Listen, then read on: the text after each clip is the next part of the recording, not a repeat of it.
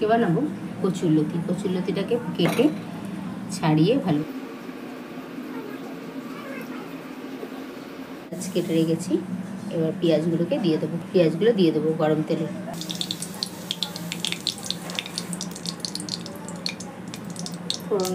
ফোড়নে দিয়ে দেবো জিরে আর কুচি করে রাখা পেঁয়াজ।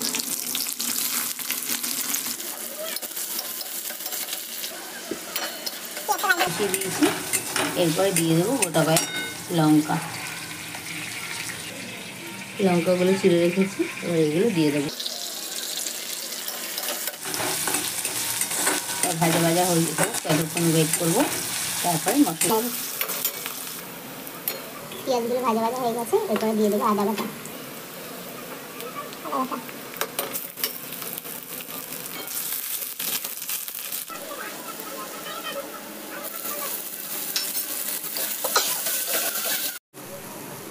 এরপরে দিয়ে দেবো ধুয়ে রাখা কচুরলতি।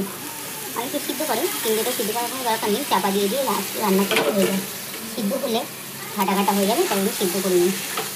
একটু নেড়ে দিয়ে দেবো এর মধ্যে নুন।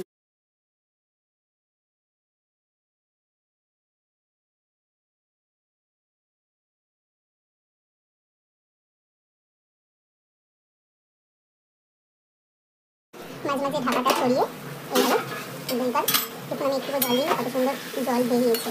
তাই জন্য এতে জল দিয়ে সিদ্ধ করার কোনো দরকার নেই। এইভাবে আস্তে আস্তে করলেই সুন্দর হয়ে যাবে। যদি আপনাদের মনে হয় যে গলা চুলকানোর জন্য ভাপিয়ে ফেলার দরকার, তো আপনারা একটু নুন আর গরম জল দিয়ে ধুয়ে নেবেন, তাহলেই আর গলা চুলকাবে না। আবার চাপা দিয়ে দেবো। কচুরলতি হয়ে গেছে, এরপর একটু মিষ্টি দিয়ে এটাকে নামিয়ে নেবো।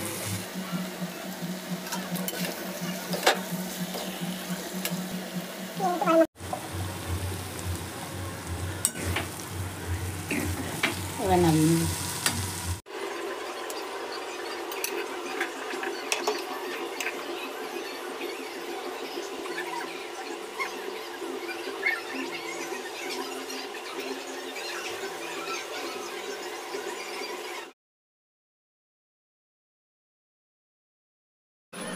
তো এই আমাদের কচুরলতি রেসিপি, অসাধারণ টেস্ট। আপনারা একবার এইভাবে বানিয়ে দেখুন, আপনাদের ভীষণ ভালো লাগবে। বাই।